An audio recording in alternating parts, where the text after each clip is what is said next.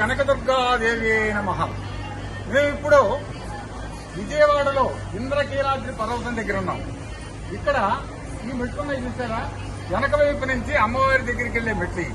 ఈ మెట్ల ద్వారా నడుచుకుంటూ వెళ్లి చాలా మంది భక్తులు వాళ్ళు మొక్కొని ఉంటారు, ప్రతి మెట్టుకు మీకు పసుపు కుంకుమ పెడతామని చెప్పి.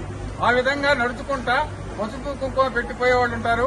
అలాగే మోకాళ్లతో నడిచిపోయే వాళ్ళు కూడా ఉంటారు ఈ రెట్ల పైన.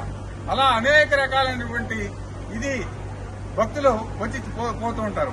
ఇంకో విషయం ఏంటంటే ఇక్కడ అసలు ఇంద్రకీలాద్రి మామూలు కొండ కాదు, నార్మల్ కొండ కాదు. దుర్గాదేవి, ఇక్కడున్న దుర్గాదేవి మామూలు దేవత కాదు, ఆమె సాక్షాత్ పరబ్రహ్మ స్వరూపిణి. ఇక్కడ ఏంటంటే మీరు గర్భగుడికి వెళ్లేటప్పుడు గర్భగుడి దగ్గర మీకు ఎదురుగుండా ఒక పద్యం రాసి ఉంటుంది. ఆ పద్యంలో అమ్మల గన్నయమ్మ ముగురమ్మల మూలపుటమ్మ చాలా పెద్దమ్మ సురారులమ్మ కడుపారుడి బుచ్చినయమ్మ గన్నులో నమ్మిన వేల్పుటమ్మల మనంబుల నుండెడియమ్మ దుర్గ మాయమ్మ ప్రతాబ్దీచ్యుత మహత్వ పటుత్వ సంపదల్. అంత అద్భుతంగా పోతనామాచ్యుడు భాగవతం రాసే ముందు ఆ పద్యం రాసుకున్నాడు. అదే పద్యాన్ని మనం ఇక్కడ విజయవాడలో కనకదుర్గమ్మ ఆలయం గర్భగుడి ముందు బ్రహ్మాండంగా మంచి పెద్ద పెద్ద అక్షరాలతో రాసుకుంటుంది. అది మీరు ఎప్పుడైనా అక్కడికి వెళ్ళినప్పుడు చూడండి, చదవండి, ఆనందించండి. ఇక్కడ 22వ తారీఖు నుంచి ఇక్కడ విజయవాడలో కనకదుర్గమ్మకి దసరా మహోత్సవాలు జరుగుతున్నాయి, దసరా నవరాత్రులు. అదిగో అంతా అరేంజ్మెంట్ చేస్తున్నారు బ్రహ్మాండంగా. అదిగో అక్కడ అవపడుతుంది ఆయన మల్లికార్జున స్వామి. ఈ దసరా నవరాత్రుల్లో ఎంత అమ్మవారిని రోజుకొక అలంకారంతో అలంకరిస్తారు. ఆ 9 రోజులు అసలు 2 కళ్ళు మనకు చాలా చూడడానికి అంత అత్యంత అద్భుతంగా ఉంటుంది.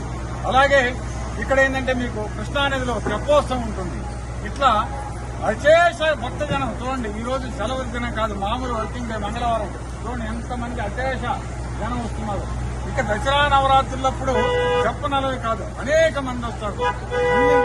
దానికి సంబంధించిన అరేంజ్మెంట్స్ అన్ని చూస్తున్నారు. క్యూలో ఇల్లు అవి ఇవి భక్తులు ఎలాంటి అసౌకర్యం కలగకుండా.